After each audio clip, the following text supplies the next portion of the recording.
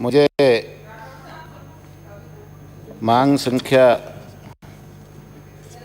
कृषि और पशुपालन पर बोलने का मौका दिया, बहुत बहुत धन्यवाद। पहले कृषि को सबसे उत्तम माना जाता था। कहावत थी, उत्तम खेती मध्यम व्यापार निम्न नौकरी, लेकिन अब उल्टा हो गया है। सभापति महोदय जी, किसान खेती को छोड़ रहे हैं। मैं मेरे क्षेत्र पाली, जालोर और सिरोही की बात करूं तो वहाँ सबसे कम बरसात होती है और किसान परिवार खेती को छोड़ करके अन्य प्रदेशों में पलायन कर रहे हैं।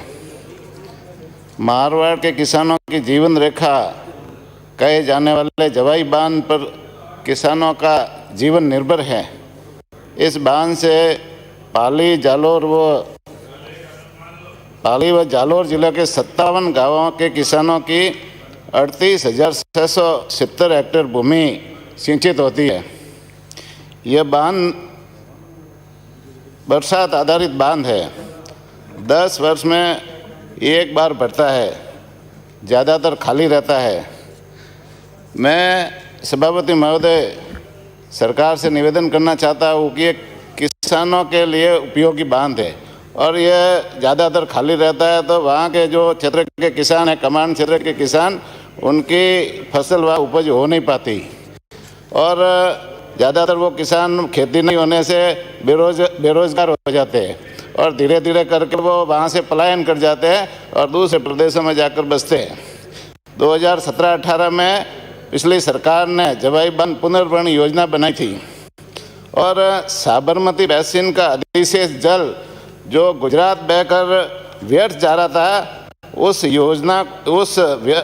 पानी को जवाई बांध में लाने के लिए जवाई पुनर्भरण योजना बनाई थी, जिसकी लागत 6,500 करोड़ थी और वहाँ से सुरंग और पाइपलाइन के माध्यम से जवाई बांध में पानी लाना था। लेकिन सरकार बदल गई और वर्तमान सरकार ने वो योजना ठंडे बस्ते में डाल दी है। मैं सभापति महोदय जी आपसे निवेदन करना चाहता हूँ कि किसानों की जीवन रेखा, मारवाड़ क्षेत्र की जीवन रेखा जवाई बांध की उस पुनर्भरण योजना को त्वरित गति से लागू किया जाए और निश्चित रूप से वो सिर्फ सुमेरपुर को ही फायदा नहीं होगा, पाली, जालोर और सिरोही के सभी किसानों को फायदा होगा। एक निवेदन मैं ये करना चाहता हूँ कि जवाई बांध से पानी ले जाने की खूब सारी योजनाएं बन रही है। पहले भी 4 योजनाएं बनी, अभी भी ये संयम जी ने एक योजना और बना दी, 71 गाँवों को शिवगंज को पानी देने के लिए। तो पानी ले जाने के लिए मैं निवेदन करना चाहता हूँ कि आप योजना बनाओ, लेकिन पहले पानी लाने की योजना तो बनाओ। वहाँ किसान मृत अवस्था में है, किसानों की स्थिति खराब हो रही है और मैं निवेदन करना चाहता हूँ पहले जवाई में पानी लाने की योजना बनाओ, जवाई में पानी लाओ और फिर ले जाने की योजना बनाओ, तो कोई तकलीफ नहीं है। ये निवेदन मैं आपसे करना चाहता हूँ। मैं सभापति महोदय जी आपसे एक निवेदन और करना चाहता हूँ।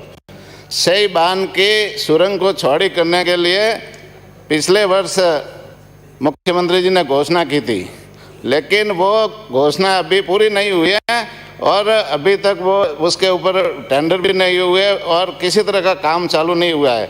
मैं आपसे निवेदन करना चाहता हूँ कि सरकार को निर्देशित करें कि वो उस योजना पर काम करना चालू करे और किसानों के लिए वो योजना फ़ायदेमंद है। मैं सभापति महोदय जी मेरे सुमेरपुर कृषि मंडी की बात करूं तो सुमेरपुर कृषि मंडी की डीएलसी दरें राजस्थान के अन्य मंडियों से ज़्यादा है और उस कृषि मंडी के बाहर जो क्षेत्र है, सामने वाला क्षेत्र, वहाँ जो कॉमर्शियल क्षेत्र है, वहाँ की डीएलसी भी 900 से 1200 वर्ग फीट है और सुमेरपुर मंडी परिसर के अंदर 4800 वर्ग फीट है। तो वहाँ के किसान और व्यापारी जब दुकानों का क्रय विक्रय करते हैं तो वो रजिस्ट्रियाँ नहीं करवा करके, पंजीयन नहीं करवा करके एग्रीमेंट पर ही वो दुकानों का क्रय विक्रय करते हैं, जिससे राज्य सरकार की राजस्व हानि होती है। मैं आपसे निवेदन करना चाहता हूँ कि सभी मंडियों से की समानांतर दरों पर सुमेरपुर कृषि मंडी की डीएलसी दरें तय करें और जो अभी वर्तमान में ज़्यादा है उसे कम करने का श्रम करावे। यह निवेदन मैं आपसे करना चाहता हूँ। मैं पशुपालन की बात करूं तो मेरे पाली, जालौर और सुरई क्षेत्र में हमेशा ज़्यादातर अकाल पड़ता रहता है और वहाँ के पशुपालकों को ज़्यादातर दूसरे प्रदेशों में जाना पड़ता है।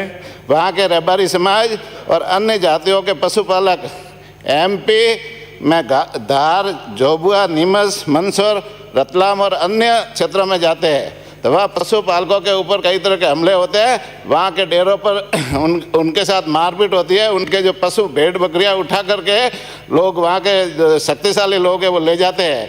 तो मेरा निवेदन है कि उन पशुपालकों को लाइट वेट बंदूक का लाइसेंस और अन्य जो हथियारों के लाइसेंस दिए जाए, जिससे वो अपनी आत्मरक्षा कर सके और वहाँ जाकर के अपना जीवन निर्भर कर सके। ये निवेदन मैं आपसे करना चाहता हूँ। मैं सभापति महोदय जी एक निवेदन और करना चाहता हूँ कि विधानसभा क्षेत्र सुमेरपुर में अभी वर्तमान में 14 पशु चिकित्सकों के पद रिक्त है और जो बजट में पिछले साल घोषणा की थी सरकार ने प्रत्येक पंचायत समिति स्तर पर एक पशु चिकित्सालय खोलने की, तो वो पशु चिकित्सालय भी अभी तक एक भी नहीं खुला है। मैं आपसे, आपके मार्फत सरकार से, मंत्री जी से निवेदन करना चाहता हूं कि वो जल्दी से जल्दी खोलने की व्यवस्था करें। इसी निवेदन के साथ बहुत बहुत धन्यवाद। जय हिंद, जय भारत। श्री अमित चाचान।